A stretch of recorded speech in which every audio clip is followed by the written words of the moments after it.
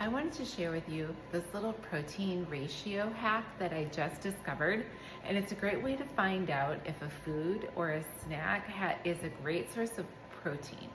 So, for example, take this almond butter. If you look at the nutrition facts, the protein in this 2 tablespoons of almond butter is 7 grams. And what I can do is add a 0 to the 7 to make 70, and I compare that to the number of calories. Now in this case, there's 200 calories in every 2 tablespoons. So 70 as a ratio to 200, that's not a lot of protein with a lot of calories.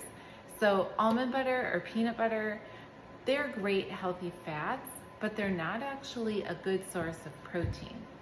If you want a good source of protein and the peanut butter flavor without all the fat, I love to use powdered peanut butter. This one's from Walmart. You can also get PB2 on Amazon, or all the stores have this. The protein is 6 grams, so add a 0, 60, compared to the number of calories, which is 50. That's a much better ratio. You're not spending a lot of calories for the amount of protein in here, and you still get the peanut flavor. So a lot of people also go for nuts, thinking that nuts are a good source of protein. But again, if you use our little hack, you look on the back, the protein in these nuts is 6 grams. So I add a 0, that makes 60. Now if I compare that to the number of calories, there's 170 calories. So that's a lot of calories for not a lot of protein. So again, nuts are a great healthy snack to have on a low carb day along with your peanut butter. They're healthy fats, but don't go to them as a good source of protein. A better example, a good source of protein would be like these chomps.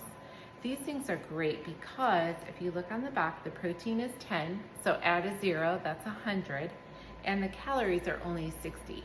So it's a great amount of protein without spending a lot of calories. Greek yogurt is another great example. This is a 000, so there's no sugar added in here. And this has 15 grams of protein. Add a 0, that's 150, compared to the amount of calories, which is 90. So a lot of protein for not a lot of calories. So this would be great on a regular carb day to get your protein without all the added fat. Now, sometimes you're on the go and you need a really good source of protein, but you don't have Whole Foods around you. So sometimes I love to grab a protein bar. These are from Kirkland. They're the chocolate chip flavor.